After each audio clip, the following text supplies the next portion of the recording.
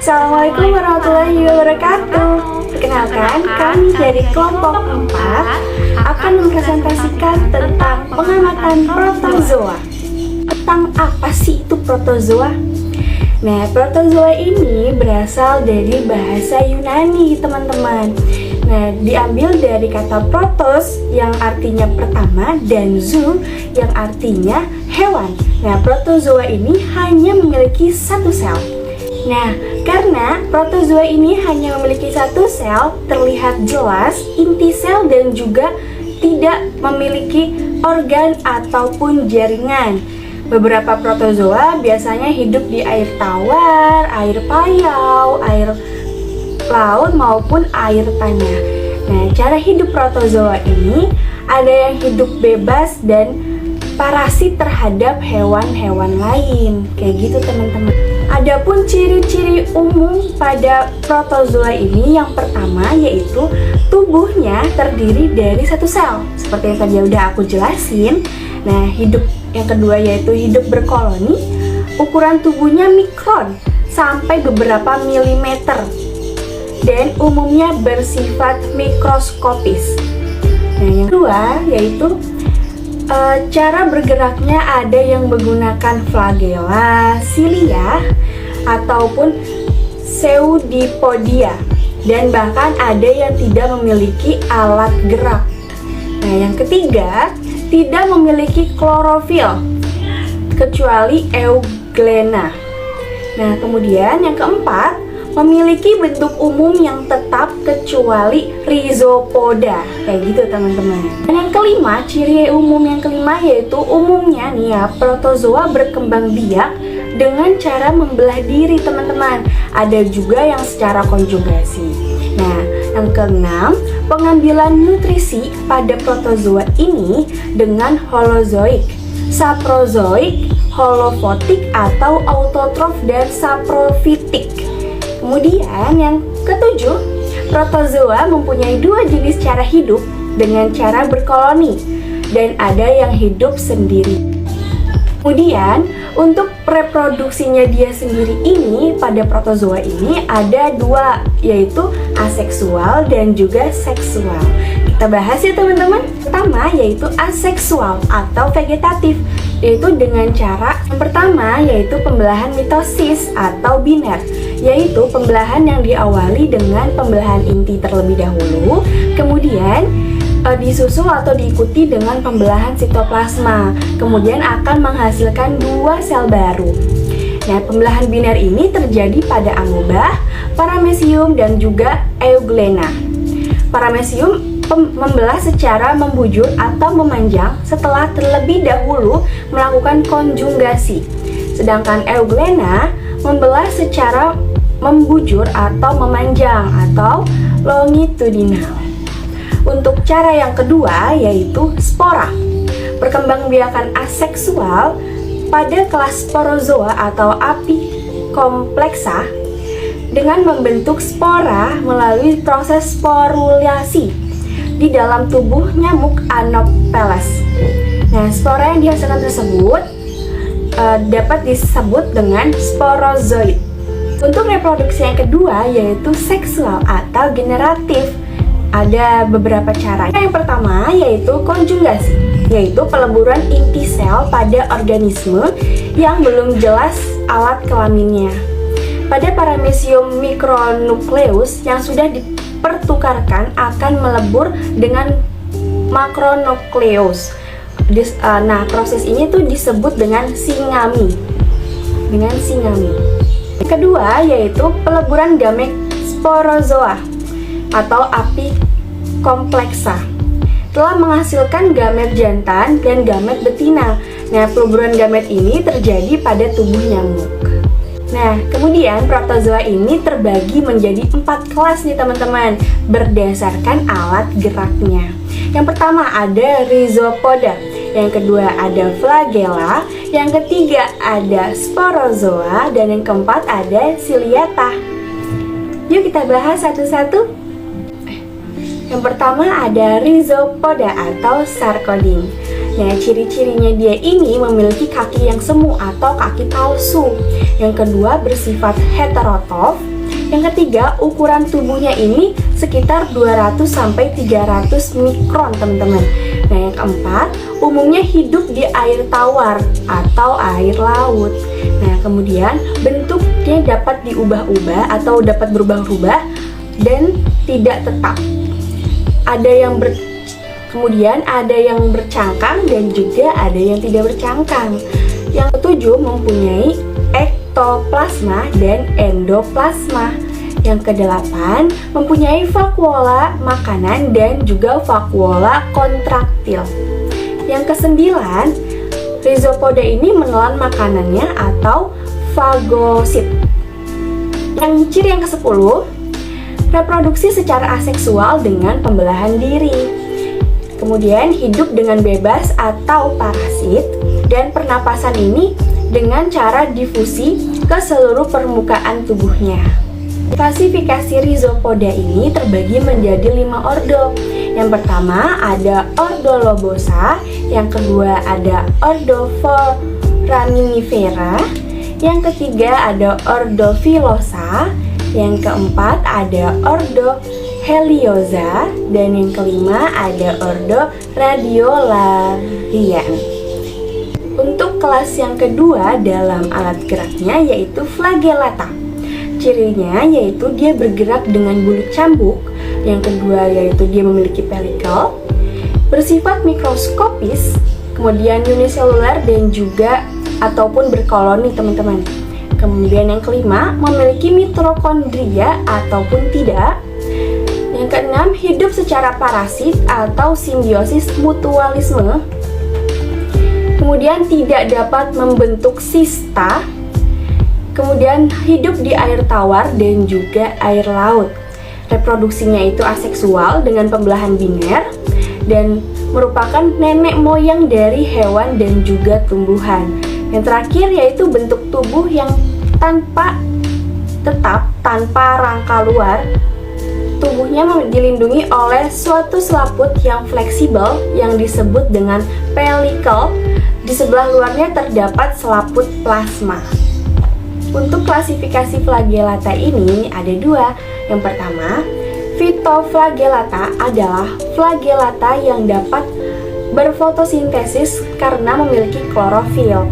Nah, Phytoflagellata ini mencernakan makanannya berbagai cara, seperti menelan, lalu mencernanya di dalam tubuh atau holozoik, yang kemudian membuat makanannya sendiri atau holofitik, atau mencerna organisme yang sudah mati, yang disebut dengan saprofitik. Nah, habitat Phytoflagellata ini adalah di perairan kotor, teman-teman. Nah, untuk yang kedua, Zooflagellata adalah flagellata yang tidak berkloroplas dan menyerupai hewan. Zooflagellata ini habitatnya di air tawar dan juga di air laut. Nah, sebagian besar dari Zooflagellata adalah bersifat parasit, walaupun ada juga yang hidupnya bebas. Untuk klasifikasi Phytoflagellata ada 3. Yang pertama, Euglenoida, yang kedua ada Dinoflagellata, yang ketiga yaitu Phaluocida. Bahkan untuk klasifikasi Zooflagellata ada 2. Yang pertama ada Leishmania. Nah, Leishmania ini merupakan penyebab penyakit pada sel-sel endotelium pembuluh darah. Contohnya ada Leishmania donovani dan Leishmania tropica. Yang kedua yaitu Trypanosoma. Nah, ini adalah hewan-hewan penghisap darah. Contohnya ada Trypanosoma lewisi. Yang kedua ada Trypanosoma evansi. Yang ketiga ada Sporozoa. Sporozoa adalah protozoa yang tidak memiliki alat gerak. Nah, cara bergerak hewan ini pun dengan cara mengubah kedudukan tubuhnya. Nah, pembiakannya secara vegetatif. Klasifikasi pada Sporozoa ini memiliki 3 perbedaan antara genus yang satu dengan genus yang lain. Yang pertama ada genus Sporozoa yang hidup di dalam sel darah merah dan memerlukan vektor biologis, yang mana sifat ini terdapat pada genus Plasmodium. Yang kedua, genus Sporozoa yang hidup di dalam total intestinal dan tidak memerlukan faktor biologis. Sifat ini terdapat pada genus Isospora dan genus Eimeri. Yang ketiga yaitu parasit yang hidup di dalam sel endotel, kemudian leukosit mononukleus dan cairan tubuh sel. Sifat ini memiliki atau terdapat pada genus Toxoplasma. Oke, kita lanjutkan. Di sini juga ada klasifikasi protozoa yang keempat, yakni ada Ciliata. Di sini dapat dilihat beberapa ciri khusus atau karakteristik yang dimiliki oleh Ciliata. Yang pertama, kita tahu bahwa Ciliata ini bergerak dengan menggunakan rambut gitar atau bisa disebut juga dengan silia. Lalu ciri yang kedua itu, kita tahu bahwa Ciliata ini suatu organisme yang bersel tunggal atau uniseluler. Lalu yang ketiga, yakni Ciliata ini salah satu organisme yang heterotrof. Jadi Ciliata ini tidak dapat membuat makanan sendiri. Untuk ciri yang selanjutnya, Ciliata ini merupakan organisme mikroskopis. Namun ada beberapa Ciliata yang memiliki ukuran sampai 3 mm. Jadi Ciliata ini dapat dilihat dengan menggunakan mata telanjang. Bukan hanya itu, Ciliata juga memiliki bentuk yang beragam seperti bentuk oval, kemudian ada yang berbentuk lonceng, kemudian ada yang berbentuk corong dan lain sebagainya. Bahkan sebagian besar hidup di beberapa, yakni seperti sawah, dan tempat-tempat yang berair yang kaya akan zat organik. Yang selanjutnya kita beralih ke klasifikasi Ciliata. Di sini dapat dilihat ada beberapa klasifikasi dari Ciliata. Yang pertama itu kita tahu dan yang sangat terkenal itu ada Paramecium. Di situ dapat dilihat bagaimana struktur atau bentuk tubuh dari Paramecium tersebut. Kemudian yang kedua juga ada Vorticella, lalu ada Didinium, kemudian ada Stentor, dan ada Balantidium coli. Baiklah, untuk yang selanjutnya, setelah kita membahas mengenai pengertian, kemudian ada ciri umum, lalu ada klasifikasi mengenai protozoa. Di sini juga kita akan mengetahui apa sih peran dari protozoa itu bagi kehidupan manusia. Nah, di sini perannya itu ada dua, ada peran yang menguntungkan dan ada peran yang merugikan bagi manusia atau makhluk hidup lainnya. Nah, untuk yang pertama kita akan membahas peran protozoa yang menguntungkan bagi kehidupan manusia. Di sini disebutkan bahwa protozoa itu dapat mengendalikan populasi bakteri. Maksudnya apa? Jadi di sini protozoa itu berperan sebagai pemangsa bakteri sebagai makanannya. Jadi protozoa itu juga memangsa beberapa bakteri. Jadi kita tahu juga bakteri itu kan ada yang baik, ada yang tidak baik.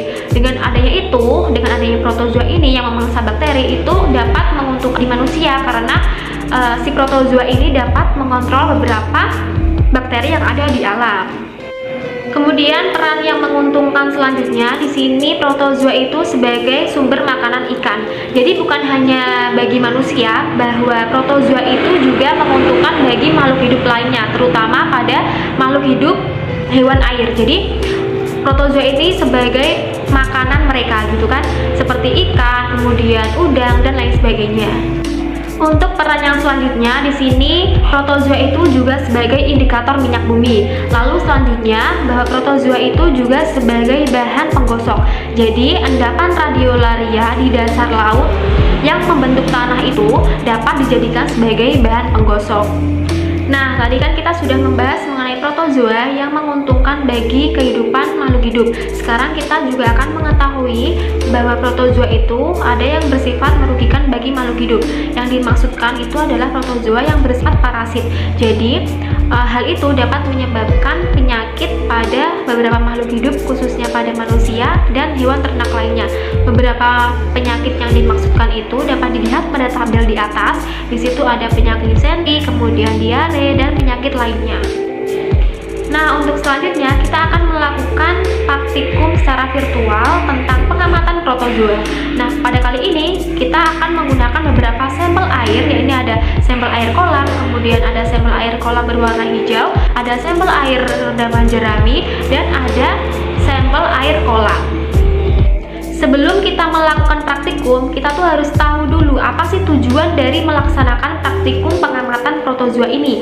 Yang pertama, di situ disebutkan untuk mengetahui protista yang dapat ditemukan di beberapa sampel yang akan digunakan sebagai sampel pengamatan protozoa. Yang kedua, untuk mengetahui bentuk dari beberapa protista. Dan tujuan yang ketiga itu untuk mengetahui ciri-ciri dari protista yang ditemukan tersebut. Selanjutnya di sini ada alat dan bahan yang harus dibutuhkan untuk melakukan praktikum pengamatan dari protozoa itu. Yang pertama itu ada mikroskop, kemudian ada kaca penutup, ada objek gelas, dan juga ada pipet, tetes, lalu ada tisu atau kapas. Untuk bahannya kita tadi sudah menyebutkan bahwa kita menggunakan 4 sampel air, yaitu ada air kolam, kemudian ada air rendaman jerami, kemudian ada air selokan, dan juga ada air kolam berwarna hijau. Untuk cara kerjanya juga sangat mudah. Yang pertama itu meneteskan sampel air yang akan diamati di kaca objek sebanyak 3-4 tetes. Kemudian menutupnya dengan kaca penutup. Lalu yang terakhir kita dapat melakukan pengamatan dengan menggunakan mikroskop dengan beberapa perbesaran yang dibutuhkan. Berikut ini merupakan hasil pengamatan dari beberapa sampel yang telah dilakukan pengamatan. Yang pertama itu ada pada sampel air kolam. Ternyata pada sampel air kolam itu ditemukan beberapa jenis protozoa, dapat dilihat di sini. Kemudian pengamatan sampel yang kedua yakni air jerami atau rendaman jerami itu ditemukan adanya paramecium. Kemudian pengamatan pada air kolam berwarna hijau juga terdapat adanya protozoa atau beberapa jenis protozoa. Dan pengamatan sampel air selokan ternyata juga ditemukan adanya protozoa. Jadi setelah ini kami akan melampirkan beberapa video mengenai praktikum pengamatan protozoa untuk memudahkan teman-teman memahami materi ini. Nah, sekian dari kami. Saya Alia Mudia dan Alvina Sanita mohon undur diri. Apabila ada kesalahan atau miskomunikasi dalam menyampaikan materi, mohon dimaafkan. Sekian dan terima kasih. Nanti apabila ada pertanyaan bisa didiskusikan lewat WhatsApp group. Terima kasih. Wassalamualaikum warahmatullahi wabarakatuh. Assalamualaikum warahmatullahi wabarakatuh. Halo teman-teman, apa kabar? Selamat datang kembali di channel Albas Science Club. Hari ini saya akan kembali mengajak kalian untuk praktikum di laboratorium biologi, yaitu praktikum pengamatan protozoa pada air kolam. Protozoa ini adalah masuk ke dalam bahasan atau bab protista, yaitu protista mirip hewan. Gimana cara praktikumnya? Ayo kita mulai. Alat dan bahan yang kita perlukan pada praktikum kali ini adalah mikroskop, kemudian cover glass atau kaca penutup, kemudian objek glass atau kaca objek, kemudian sampel air dan pipet tetes, serta kertas tisu jika diperlukan.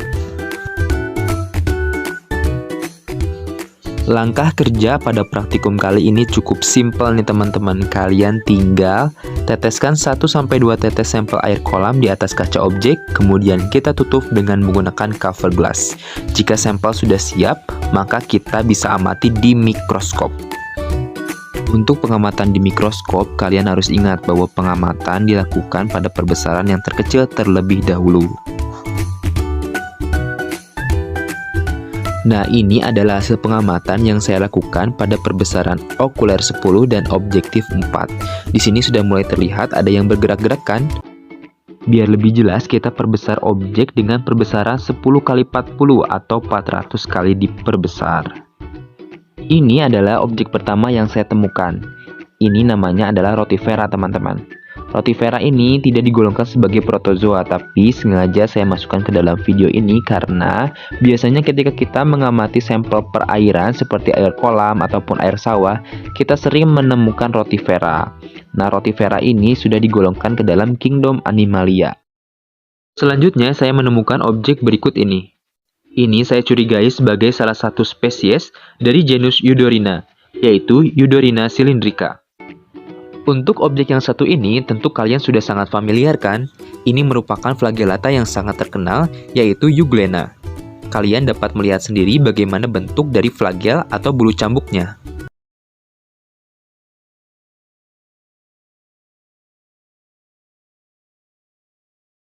Jerami yang sudah didiamkan beberapa hari dalam air, kemudian air kita teteskan pada kaca benda. Hasilnya